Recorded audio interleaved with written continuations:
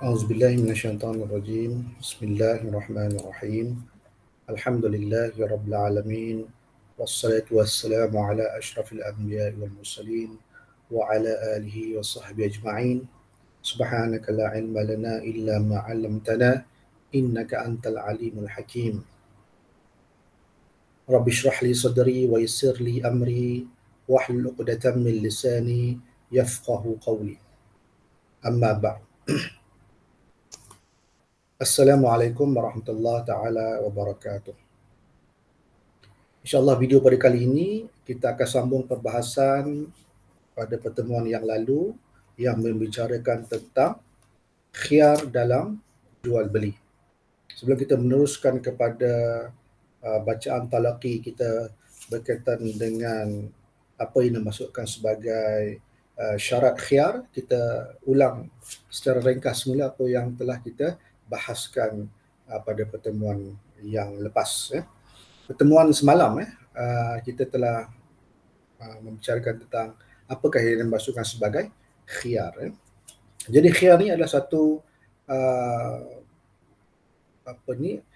konsep di mana kita sebagai pembeli atau penjual boleh untuk memulangkan semula.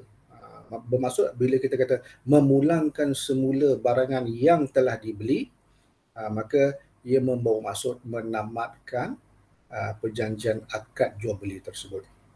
Itu satu. Ataupun kita meneruskan akad jual beli tersebut. Dan hak khiyar ini diberikan kepada sama ada penjual ataupun pembeli. Jadi ianya berlaku selepas akad jual beli itu dimeterai. Bermaksud selepas akad jual beli dimeterai, apabila telah kita memiliki barang tersebut, kemudian kita telah membuat bayaran tersebut kepada penjual, sebenarnya ada hak khiyar selepas itu, iaitu pembeli berhak untuk memulangkan semula. Tetapi kita dah bincangkan beberapa jenis khiyar, antaranya khiyar majlis, khiyar syarat dan khiyar aib. Jadi pertemuan yang lepas kita dah membicarakan tentang khiyar majlis, di mana kalau kita nak memulangkan semula ataupun menamatkan balik akad perjanjian walaupun kita telah membuat pembayaran dan walaupun kita telah memeterai akad jual beli tersebut, maka dibenarkan dari sudut syarat asalkan memenuhi syarat-syaratnya. Antaranya ialah tidak boleh keluar daripada premis perniagaan yang mana kita telah memeterai akad tersebut. Jadi itu perbincangan yang lalu. Kemudian kita sambung juga khiyar syarat. Khiyar syarat ini tidak dikaitan dengan majlis, kerana selepas balik rumah pun, selepas keluar daripada premis perniagaan, kedai baju ke kedai apa saja sekalipun, kita masih boleh boleh menggunakan hak kita untuk memulangkan semula barangan yang telah kita beli dengan syarat tidak melebihi 3 hari. Jadi dalam masa 3 hari sebenarnya kita boleh memulangkan semula barang, bermaksud kita menamatkan perjanjian akad jual beli tersebut. Kita tak jadi nak beli, boleh. Tetapi hukum asal kita belajar dahulunya ialah bila kita dah ada taking possession, maksud pembeli telah memiliki barang tersebut dan dah bawa ke rumah dan penjual telah menerima bayaran, maka tidak ada lagi hukum untuk kita pulangkan semula. Kan? Tetapi ada syarat-syarat yang membenarkannya, contohnya pada majlis yang sama, kalau kita berpegang kepada khiyar majlis ataupun kita dah balik ke halaman rumah kita, dah keluar dari premis perniagaan tersebut, kita boleh menggunakan khiyar syarat dulu. Jadi itu yang telah kita bincangkan. Baik, jadi pada hari ini kita sambung masih lagi dalam tajuk khiyar syarat, iaitu menggunakan hak untuk menamatkan akad ataupun meneruskan akad. Okey, di bawah tajuk ini kita baca sedikit berkaitan dengan mensyaratkan khiyar untuk orang lain. Bermaksud orang lain mempunyai peranan di dalam berkhiyar ini. Baik, kita baca sedikit. Selain dibenarkan pihak yang mengikat kontrak, iaitu penjual dan pembeli, menetapkan syarat boleh khiyar untuk dirinya, dia juga boleh menetapkan syarat boleh khiyar untuk orang lain, iaitu pihak yang tidak terlibat dalam kontrak tersebut. Sebabnya syarat membenarkan khiyar demi keperluan dan kepentingan pihak yang terlibat dan bertujuan mengelak sebarang penipuan dan kemudaratan kepada pihak yang mengikat kontrak. Kadang-kadang seorang pembeli itu tidak mempunyai kemahiran ataupun kurang berpengalaman untuk mengendalikan pembelian sebagai contohnya. Dia nak beli barang tu tapi dia tidak ada cukup knowledge, kemampuan dari sudut pengetahuan. Contohnya nak beli kereta second hand kereta yang terpakai, tetapi kita tidak berapa mahir untuk mengenal pasti adakah kereta ini betul-betul fit for driving. Adakah cantik di luar, dalamnya dah gahai, orang kata dah rosak, dah banyak rosak dan sebagainya. Dan ini memerlukan kepakaran lah. Jadi kita boleh berbincang dengan penjual, mengatakan bahawa saya setuju beli ni, tapi dengan syarat bila saya dah bawa balik rumah, kalau kawan saya kata tak berapa elok, saya nak pulangkan semula.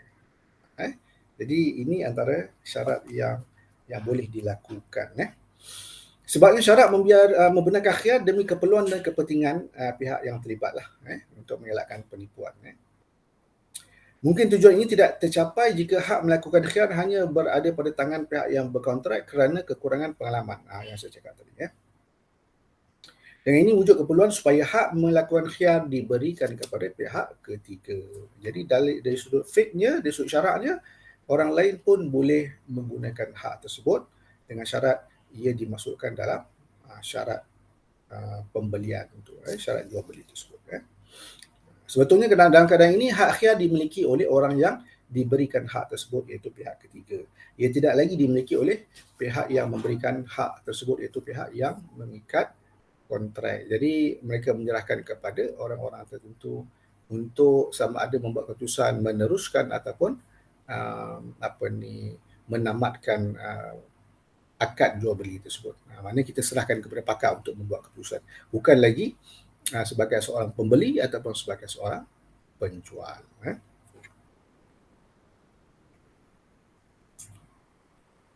Baik, kita pergi kepada isu seterusnya. Bilakah hak khiyar dibatalkan? Apabila pihak yang mempunyai hak khiyar memilih untuk membatalkan kontrak, maka kontrak tersebut dianggap batal. Jadi dia menggunakan hak tersebut untuk memulangkan semula barangan tersebut. Bermaksud memulangkan ini bukannya suruh baiki ke, ataupun untuk menukar barang yang lain, tidak. Dia menamatkan jual beli tersebut. Bermaksud dia pulangkan barang dan dia mesti mendapatkan pulangan bayaran yang telah dibuat. Contohnya apabila dia berkata saya batalkan jual beli ini, ataupun apabila hak khiyar berada di tangan pihak penjual dan dia berkata saya menarik balik barangan yang saya jual ini. Boleh. Mana boleh? Dari sudut syarak tak ada masalah. Mana penjual boleh cakap macam tu, pembeli pun boleh bercakap macam tu juga. Tapi kena ada syarat dia lah. Kalau dia bukannya syarat, kalau dia tidak ada syarat dalam perjanjian tersebut, maka dia bergantung kepada majlis. Kan? Kalau tak ada apa-apa syarat, nanti kalau aku bawa balik nanti boleh pulangkan boleh, kalau ada rosak ke apa, kalau aku tak minat ke apa semua kan, dia letakkan syarat macam tu. Walaupun dia dah buat pembayaran kan, kalau dia bersetuju, maka dia buat pembayaran, dah termeterai akad jual beli, dah bawa balik rumah, tiba-tiba rosak, boleh pulangkan semula ataupun menamatkan akad tersebut. Tapi biasanya kedai kata boleh ganti barang yang lain kan. Ini ayat-ayat penjual lah untuk melakukan barang tersebut. Tetapi sepatutnya dia kena pulangkan duit tu balik. Ataupun dia kena minta izin, tak apa saya terima balik, nanti awak ambil yang lain boleh. Maknanya sebagai penjual dia kena ada etika yang macam tu. Dia tak boleh sewenang-wenangnya menukar barang tanpa keizinan pembeli. Kerana pembeli ketika itu mempunyai hak khiyar, bermaksud hak untuk menamatkan jual beli. Saya menarik balik bayaran ini ataupun apa saja tindakan yang seumpama itu. Jika sesuatu kontrak jual beli dianggap terlaksana jika hak khiyar terbatal, hak khiyar syarat pula dianggap terbatal dengan sebab-sebab berikut. Maksud hak khiyar boleh terbatal. Apa syarat yang pertama, kenapa yang hak terbatal? Maknanya hak khiyar terbatal maksud dia tak boleh menamatkan akad jual beli tersebut. Dia tak boleh nak pulangkan balik barang tu lah untuk mendapatkan bayaran yang dia dah bayar tadi. Yang pertama adalah tamat tempoh yang disyaratkan. Setelah tamat tempoh yang ditetapkan dan kontrak tersebut tidak dibatalkan oleh pemegang hak khiar, kan, sama ada penjual atau pembeli atau kedua-duanya sekali, maka kontrak tersebut dianggap terlaksana dan khiar tersebut terbatal. Jadi siapa lagi sampai itu berhak membatalkan kontrak tersebut. Jadi apabila telah berlalu tempoh yang ditetapkan mengikut perbincangan kita yang lepas, menurut mazhab Syafi'i, selama 3 hari sahaja. Kebanyakan ulama bersetuju 3 hari itu adalah hak tempoh yang bersesuaian untuk melaksanakan hak khiar. Sekiranya telah berlalu tempoh tersebut, maka terbatallah hak khiar tersebut. Jadi khiar itu tidak boleh lagi dituntut ataupun diaplikasikan oleh kedua pihak yang berkontrak.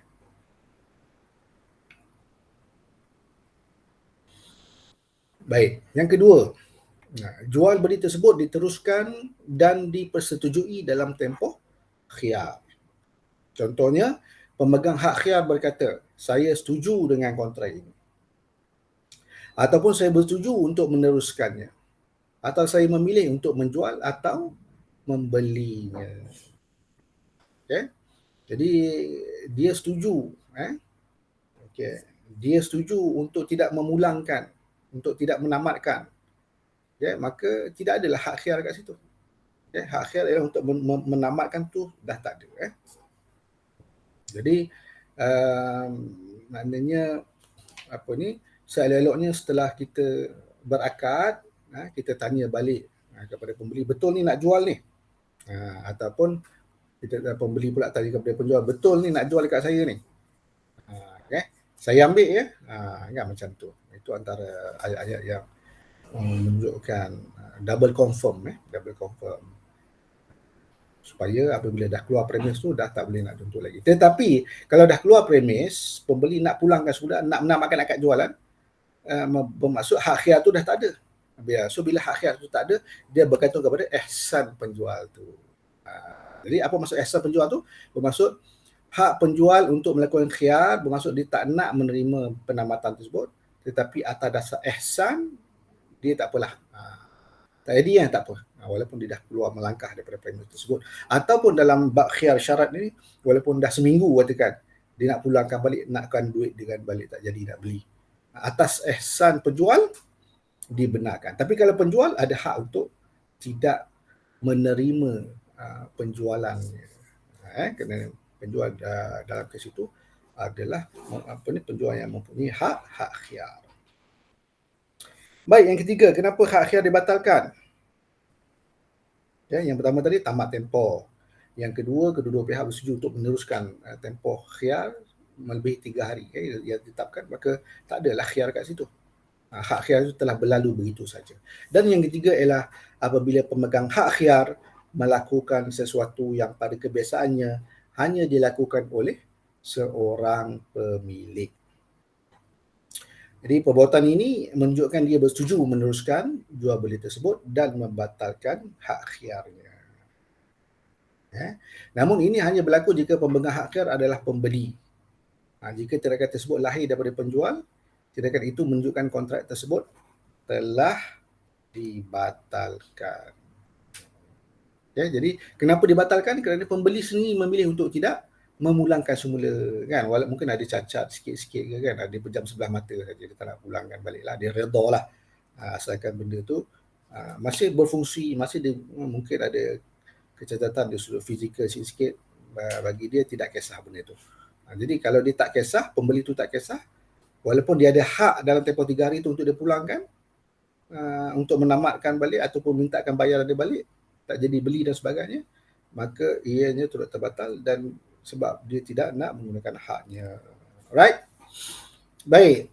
Kemudian kita pergi kepada isu seterusnya. Hukum barangan dalam tempoh khiar. Apakah hukum terhadap barangan tersebut dalam tempoh khiar? Apa yang berlaku? Dalam tempoh khiar itu, dalam 3 hari itu, apa yang berlaku? Sebenarnya ada hukum-hukum dalam tempoh tersebut. Yang pertama, hak milik barangan. Barang jualan tu dalam tempoh khiar. Jika kedua-dua pihak memegang hak khiar, hak milik barangan tersebut dibekukan sehingga ada keputusan sama ada kontrak tersebut diteruskan atau dibatalkan. Begitu. Jadi maksudnya, walaupun kita dah beli, dah tamatkan jual beli tersebut, tapi dalam tempoh khiyar, ia masih dalam keadaan kita dah sign kontrak, dah sign akad, tetapi sebenarnya dari sudut syarak, hak milik kita ni masih lagi dibekukan. Sehinggalah berlalu tempoh khiyar tersebut. Jika tidak ada mana-mana pihak yang menuntutnya, maka berlalulah tempoh khiyar tersebut, dan automatik pemilikan yang dibekukan itu telah dicairkan semula. Maksud boleh digunakan dan diambil manfaat lah. Itu hukum dia. Hukum barangan yang telah kita beli tu. Jadi kita berpada-pada lah. Apabila kita dah beli barang tu, kita berpada dalam tempoh 3 hari tu, kita bawa bertenang lah. Kan, takut-takut ada orang tuntut balik, kan, dia jadi hukum yang lain semula.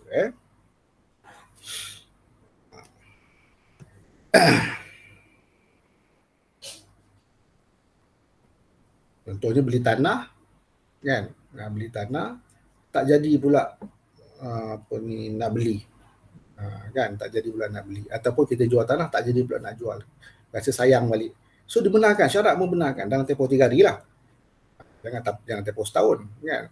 Dah jual setahun, duit pun kita dah makan, dah kita dah gunakan untuk kepentingan sendiri dan sebagainya, kan, kita nak balik tak boleh lah. Memang dah tak boleh langsung. Sekiranya kontrak tersebut dibatalkan, hak milik barangan tersebut kekal sebagai hak milik penjual.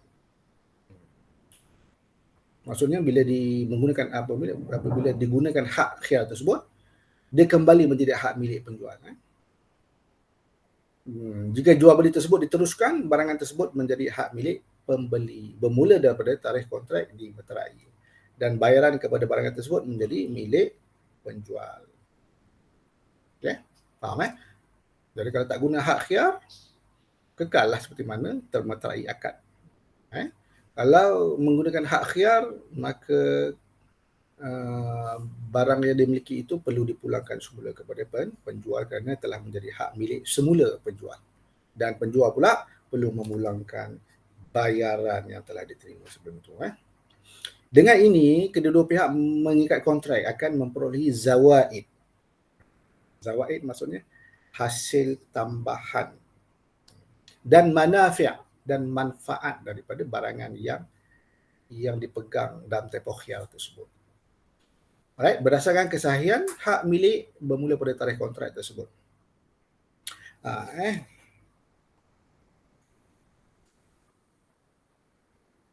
Contohnya, contoh zawaid ni apa contoh dia? Buah-buahan dan susu.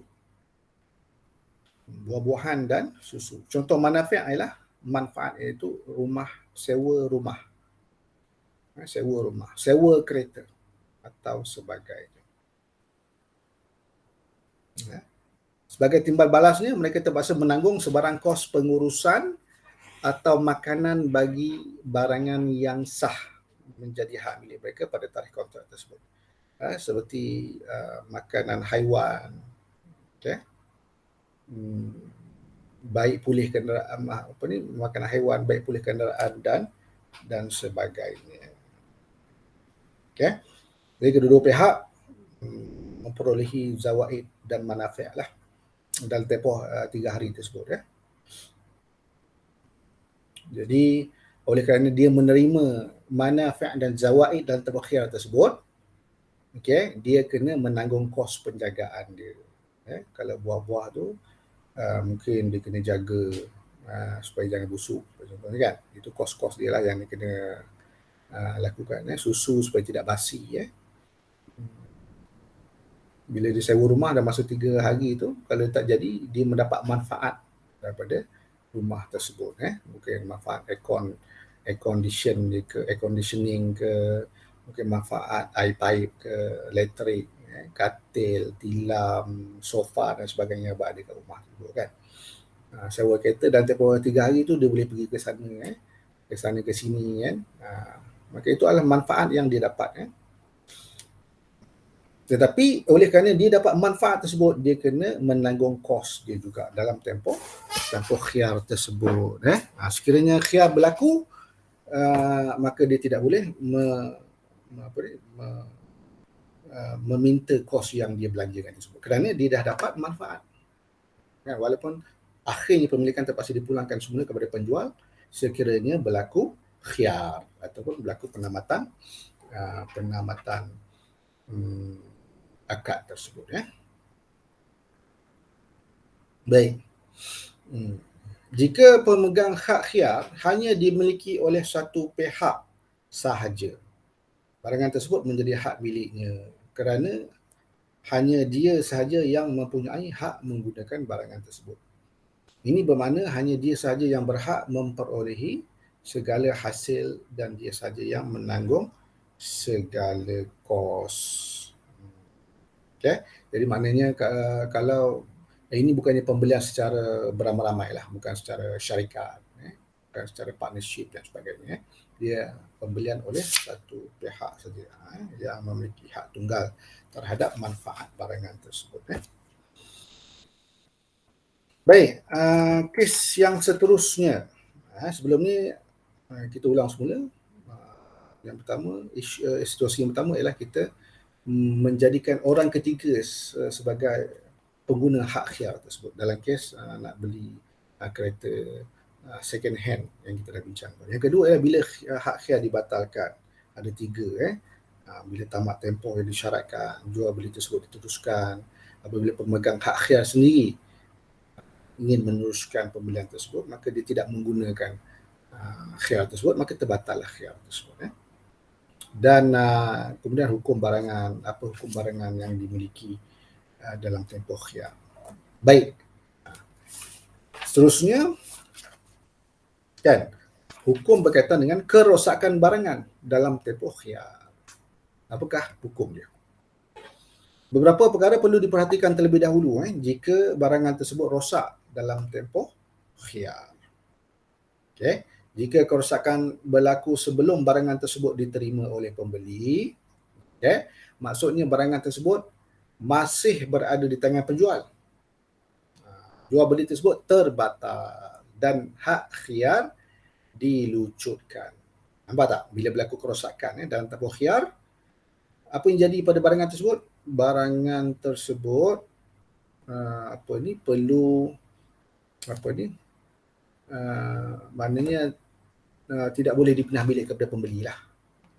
Sebab barangan itu dah rosak dan penjual walaupun dah menerima bayaran kena pulangkan balik bayaran tersebut kerana hak khiyar telah dilucutkan oleh penjual kerana penjual masih lagi memegang barangan tersebut. Jadi penting setelah sebagai seorang penjual sebagai contohnya, bila dah jual barang tersebut, dia tak boleh lagi berlengah-lengah untuk membiarkan barangan tersebut di premis perniagaannya. Dia kena bagi segera kepada pembeli. Kerana kita takut terjadi yang macam ni lah, peristiwa yang macam ni.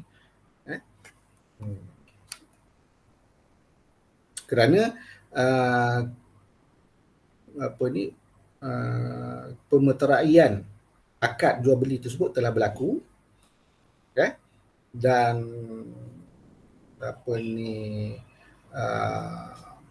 kita panggil sebagai penerimaan barangan jualan tu pun perlu berlaku. Jadi bila dah bayar kena memberi barang tersebut, menjual ataupun pembeli mesti memastikan pembeli menerima barangan tersebut. Kan, contoh kita beli TV, peti ais, mesin basuh kat kedai kan, kita bayar duit dulu. Tapi mungkin esok lusa baru dia nak hantar kan, sebab mungkin lori dia terhad mungkin hari tu banyak benda dia nak hantar kat rumah kan, mungkin turn rumah kita esok kan. Tak sampai esok rosak pula TV itu. Ataupun barangan tersebut. Maka tamatlah akad jual beli tersebut, dia kena pulangkan balik duit. Kan? Kita tak boleh nak memaksa pembeli untuk membeli barangan yang lain daripada premis perniagaannya. Kan? Kecuali atas ihsan pembeli lah. Tak apalah, tukar yang lain lah. Tetapi prosedur dia penjual kena minta izin. Boleh tak you beli yang ni?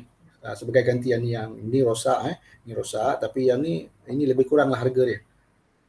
Kalau dalam kes macam tu dia kena minta izin. Tapi kalau pembeli tak setuju, dia nak juga duit, maka penjual kena pulangkan balik duit. Dia tak boleh nak memandai-mandai untuk switch barang tersebut. Ini penting.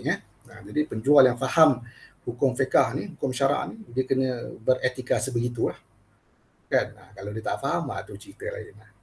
Kan?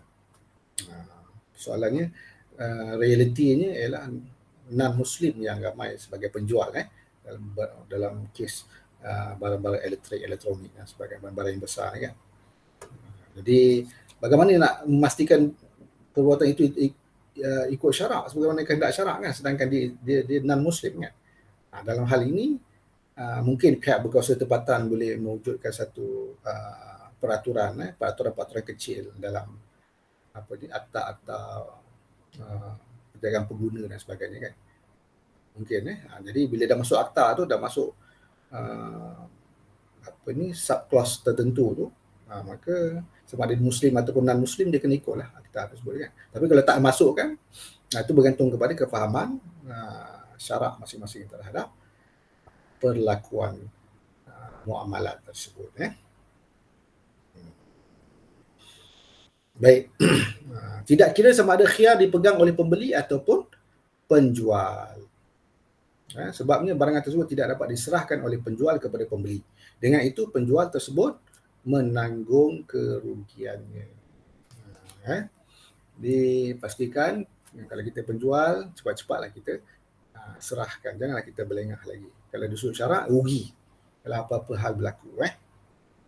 Ataupun seeloknya masa kita menyerahkan barangan tersebut, masa itulah kita baru terima. Jangan kita terima duit dulu. Jadi kalau orang yang faham hukum muamalat ni, dia takkan terima duit tu kalau barang jualan tu tak settle. Taking position tu tidak berlaku lagi. Baik, jika kerosakan berlaku selepas barangan tersebut diterima oleh pembeli, maksudnya barangan tersebut telah berada di tangan pembeli, maka jual beli tersebut tidak terbatal. Kan? Apabila berada dalam situasi ini, penjual itu untunglah. Kan? Maknanya akad jual beli itu telah berlaku lah. Sebab pemberian itu telah diterima. Barang yang jualan itu telah diterima dan berada dalam pemilikan pembeli. Baik, ini kerana kenapa terbatal? Ini kerana kerosakan barangan tersebut di bawah tanggungan pembeli. Kan? Disebabkan barang tersebut berada di tangannya. Dalam masa yang sama, khiyar masih diteruskan. Tidak kira sama ada pemegang hak khiyar adalah pembeli ataupun penjual. Sebabnya ialah keperluan untuk menjaga kepentingan kedua-dua pihak daripada penipuan yang masih wujud. Okay? Baik. Jadi hak khiyar masih berlaku. Kenapa dikatakan masih berlaku walaupun barang itu dah rosak? Begini, apabila pembeli berjaya membuktikan bahawa kerosakan tersebut berpunca daripada penjual ataupun telah berlaku kerosakan di premis penjual lagi. Mungkin penjual tak perasan, pembeli pun tak perasan, dah sampai rumah baru perasan. Jadi kita perlu ada evidence tunjukkan kepada penjual bahawa ini bukan kerosakan yang dibuat oleh pembeli, walaupun pembeli dah mendapatkan barangan tersebut dan dah bawa balik, katakan. Baik. Itu yang dimaksudkan. Maksudnya hak khiyar itu masih berjalan sekiranya ada pembuktian berlaku. Itu dikatakan dalam masa yang sama, khiyar masih diteruskan. Tidak kira sama ada pemegang hak khiyar ada pembeli ataupun penjual. Pihak yang memegang hak khiyar masih berhak meneruskan atau membatalkan jual beli tersebut. Kita tengok case by case. Apabila kontrak tersebut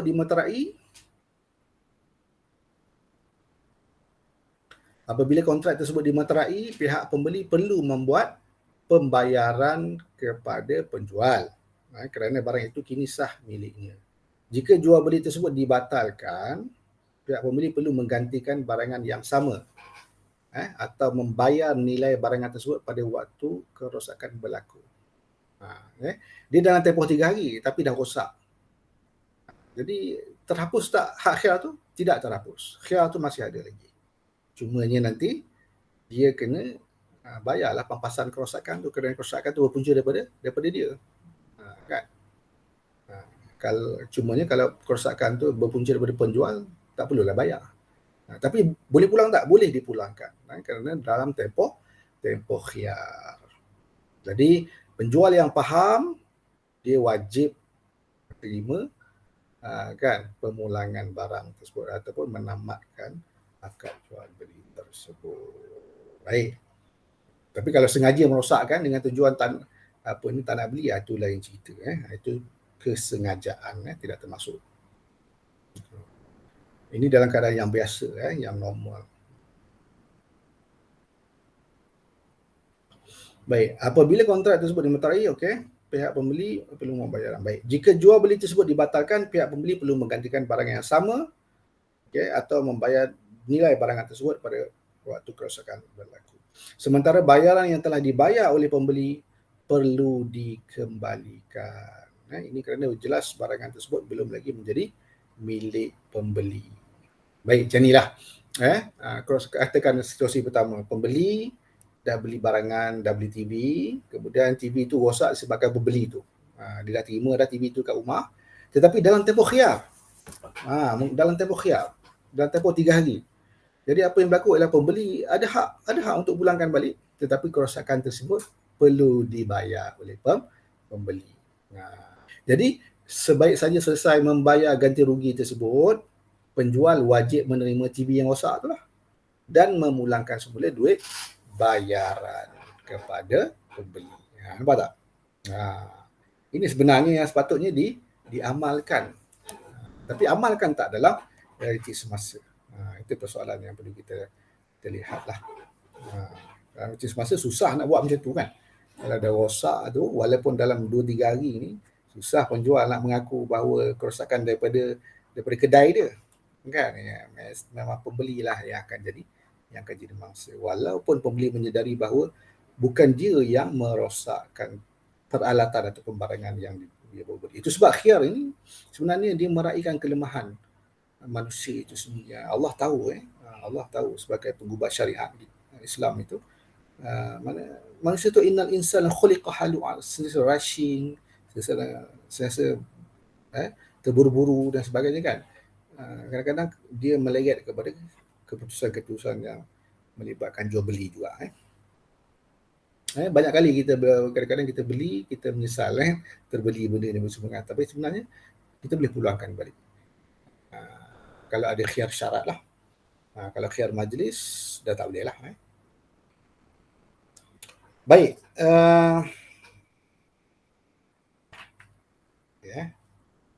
Terus kepada jenis khiyar yang ketiga. Sekarang kita dah pergi ke khiyar yang ketiga. Khiyar pertama ialah khiyar majlis. Khiyar yang kedua ialah khiyar syarat. Ada beberapa situasi yang kita dah bincangkan tadi. Dan yang ketiga ialah khiyar aib. Baik, kita sentuh sedikit sebab tajuk khiyar aib ni pun boleh tahan juga panjang dia. Kita selesaikan sedikit dia sudah takrif dia. Apa yang dimaksudkan sebagai khiyar aib? Pada asasnya, urusan seorang Muslim dengan orang lain perlu dijalankan atas landasan saling menjaga hak dan bersih daripada segala unsur penipuan. Itulah hukum asal muamalat. Dia jauh daripada penipuan. Asal sesuatu transaksi muamalat itu adalah benar, adalah halal, adalah dibenarkan.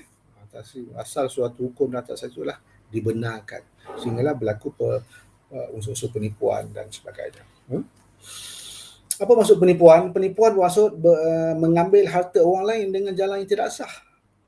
Sebenarnya bila kita menipu dalam berniaga, kita sebenarnya makan harta haram. Kita mengambil harta orang lain sebenarnya. Kan kita timbang kurang 1 kilo, beli durian kan kurang 1 kilo, kurang 2 kilo. Sebenarnya kita mengambil hak orang lain.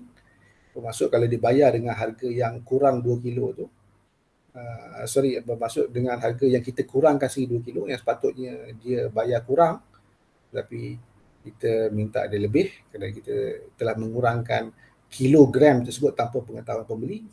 Sebenarnya kita telah mengambil hak harta yang haram daripada pembeli tersebut. Rasulullah SAW pernah memberikan peringatan yang amat keras kepada umat Islam supaya tidak menipu. Baginda bersabda, sesiapa yang menipu, man ghasya falaysa minni. Siapa yang menipu dia bukan dari kalangan kami. Berat tu, status tu berat. Mana nanti di padang mahsyar nanti, kita bukanlah menjadi orang-orang yang tergolong dalam orang-orang kanan Nabi sallallahu alaihi wasallam. Nauzubillah. Tapi sebaliknya, kalau penjual yang jujur, yang amanah, maka dia di kalangan para alim ulama, para anbiya, para awliya. Dia sama ada jauh dari syurga ataupun dia dekat sangat dengan syurga. Terpulang kepada sikap penjual dan pembeli. Salah satu contoh menipu dalam perniagaan ialah penjual menyembunyikan kecacatan yang ada pada barang yang dijual, walaupun dia mengetahuinya. Punca mengapa Rasulullah sallallahu alaihi wasallam mengucapkan hadis di atas menjadi dalil bagi masalah ini. Abu Hurairah radhiyallahu anhu meriwayatkan, anna Rasulullah sallallahu alaihi wasallam marra fi as-suq ala subrati ta'am. Wa dakhala yadahu fiha fanalat asabi'ahu balalan. Faqala ma hadha ya sahib at-ta'am? Qala ya Rasulullah asabathu as-sama'. Faqala afala ja'altahu fawqa at-ta'am kay yarahu an-nas man ghasya falaysa minni. Maksudnya, sesungguhnya Rasulullah sallallahu alaihi wasallam lalu berhampiran selonggok makanan di pasar. Baginda pun memasukkan tangan ke dalam longgokan makanan tersebut. Lalu jari-jarinya terasa basah. Baginda bersabda, apakah ini wahai Tuhan punya makanan? Penjual itu berkata, wahai Rasulullah, makanan ini terkena hujan. Dia jawab jujur lah. Penjual itu berkata, wahai Rasulullah, makanan ini terkena hujan. Baginda pun bersabda, alangkah baiknya jika engkau letakkan makanan yang basah ini di bahagian atas longgokan makanan ini supaya boleh dilihat oleh orang ramai. Apa maksud boleh dilihat oleh orang ramai? Sebab orang ramai tahu bahawa makanan itu basah. Kalau makanan itu basah, apa maksud dia? Makanan itu akan menjadi berat lah. Jadi bila berat, tinggilah bayaran dia. Sebab dahulunya perniagaan itu dikira dia tidak ada kilogram, mungkin dikira ada timbangan dia kan, timbangan wazan dia tu kan. Jadi pembeli berhak untuk mengetahui mana satu yang basah, mana satu yang tidak basah. Kan? Kalau kamu tunjukkan makanan yang kering di atas, kan, tetapi kamu bungkus, kan, makanan yang basah tu ambil daripada bawah, kan. Dia tunjuk yang atas tapi ambil yang bawah.